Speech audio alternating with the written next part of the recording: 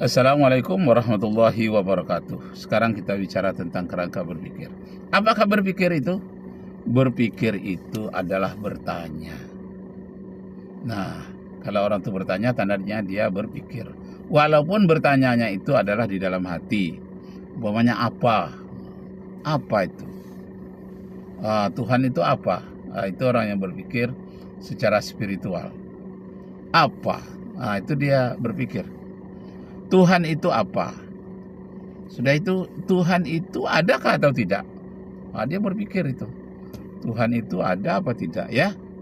Kemudian, kalau Tuhan itu ada, di mana dia? Bertanya pula lagi. Yang keempat ditanyakannya, kapan ya Tuhan itu ada? Kalau dia ada, sejak kapan dia ada? Yang kelima, kalau dia ada, bagaimana keberadaannya? Yang keenam, setelah dipikirkan ternyata Tuhan itu misalnya tidak ada, Anda mau apa? Kalau ternyata Tuhan itu ada, Anda mau apa? Itu berpikir juga. Kemudian yang ketujuh, kalau Tuhan itu benar-benar ada dan nyata-nyata ada, apa yang akan terjadi? Kalau seandainya Tuhan itu benar-benar tidak ada, apa yang akan terjadi? Ternyata dia tidak ada ya. Apa yang akan terjadi? Masya Allah. Nah, ini perlu berpikir menggunakan otak IQ, otak kiri ya. Nah, rata-rata IQ orang Indonesia 78. Masya Allah. Yang tertinggi baru Habibie, IQ 200. Studi yang dilakukan oleh Lynn and David. Lynn and David Baker. David Baker.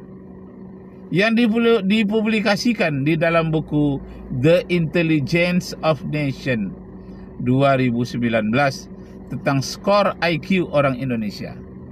Ada skornya. Skor IQ orang Indonesia dari tahun 1999 sampai 2015 bahwa IQ final orang Indonesia adalah 78. Yang terendah itu adalah 49.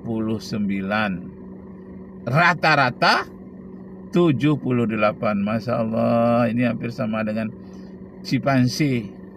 Ya Allah, berarti ada sesuatu yang kurang dengan kita bangsa Indonesia. Entah kurang gizi, entah kurang latihan, entah apa yang kurangnya. IQ 78. Yang paling rendah adalah 49. Ya Allah. Kalau lumba-lumba 20 EQ-nya. Nah, oleh sebab itu kita wajib berpikir dan mengasah pikiran. Ayat Al-Quran yang mewajibkan kita berpikir adalah ayat yang berbunyi afala ta'qilun.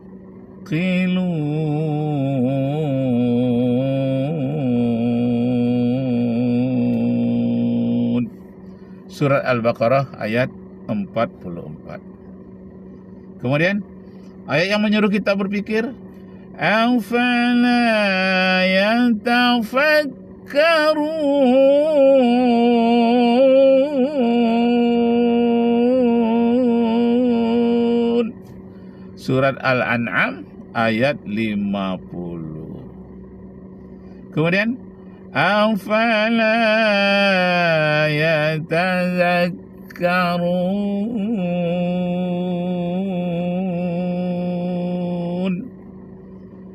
Surat Al-An'am ayat 80. Afala yatazakkarun artinya apakah kamu tidak mengambil peringatan? Afala yatafakkarun, apakah kamu tidak pernah memikirkan, merenungkannya? Afala ta'qilun, apakah kamu tidak menggunakan akalmu? Masya Allah. Kemudian ayat Al-Quran mengatakan afala tattaqun, apakah kamu tidak bertakwa? Tidak ada rasa takwa. Orang yang bertakwa itu selalu dia berorientasi kepada pemikiran Allah ridho atau tidak. Jadi orang yang takun itu dia selalu berpikir dengan hatinya. Surat 7 Al-A'raf ayat 65. Afala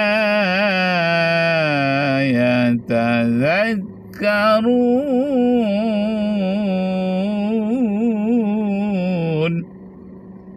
Surat 10, surat Yunus ayat 3.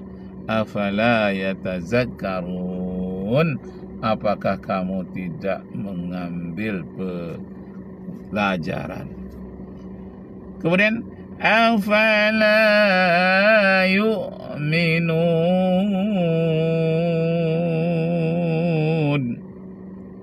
Apakah kamu tidak mau percaya? Surat 21 ayat 30 atau surat Al-Anbiya ayat 30. Afala yu'minun afala yatazakkarun. Lengkapnya ayatnya bunyinya begini. Awalam yaral ladzina kafaru anna as-samawati wal ard arda kanata ratqa ففتقناهما وجعلنا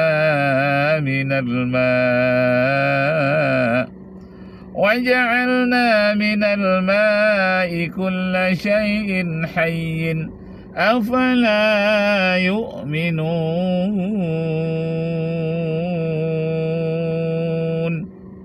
Tidakkah orang-orang kafir itu pernah mengadakan penelitian bahwa dahulunya matahari dan bumi itu menyatu, lalu Allah pisahkan antara bumi dan matahari, lalu Allah memberikan air kepada bumi sehingga terjadilah kehidupan itu berasal dari air.